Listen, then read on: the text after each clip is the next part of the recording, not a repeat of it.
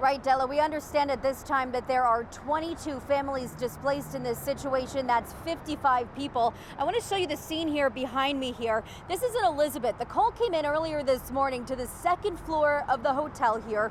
Crews battled flames for a number of hours as two rooms were initially engulfed in flames. The fire has since been knocked down at this point, but this did make it to a 5-alarm fire, which tells you how big this fire actually got. Certainly an all-hands-on-deck situation. Now, at this time, it is believed that this hotel doubles as a place where residents live on potentially a short or possibly long-term basis.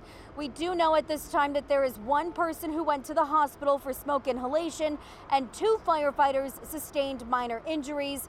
That also was a puppy on scene where firefighters provided oxygen to the dog, most likely preliminary treatment for smoke inhalation. Now, in terms of the building itself, there was a partial collapse. At this time, it doesn't seem as if it's a total loss, but we are still waiting to hear from the fire marshal and other crews on scene as to what that may look like. Of course, crews still on scene this morning. Red Cross, as I mentioned, also assisting in this situation. Joining with me now is Sherry Ferreira. You've been on scene since earlier this morning, communicating with a number of crews. Sherry, what has this been like for you this morning? So our responders arrived this morning and started to meet with OEM and other government officials, and we're working with our partners to make sure that everyone is taken care of.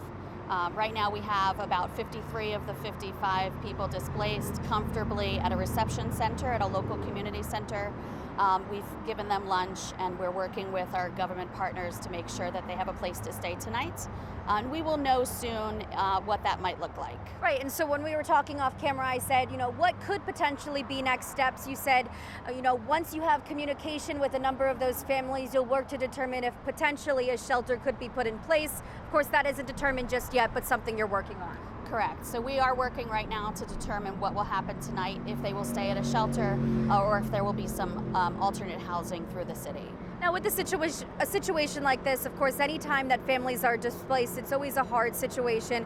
But your guys' plan typically is to go in, help them as much as they can, and to obviously keep them comfortable at a time like this, right? Right. So the Red Cross comes in and we provide for immediate needs, temporary shelter if needed, food, comfort, and we have disaster health service volunteers also who can assist with things like lost medications or any kind of medical devices that might have been lost in the fire. We'll keep them all comfortable, and we'll talk to them, help bring them a little hope, and then in the coming days work with them on what their recovery steps should look like. And we just have a few more seconds, but right now you join us here at the scene, but your plan is to then go to their location where they're set up currently pretty much as soon as we're done being live here, is that right? Right, I'll be over at the reception center where all of the families are staying at this time. Sherry, thank you so much for joining us this morning. Of course, we're going to keep you guys updated on the situation. Again, 22 families displaced, 55 people in total. This is something that will continue to follow throughout the day here, but for now, live here in Elizabeth, Ali Reed, News 12 New Jersey.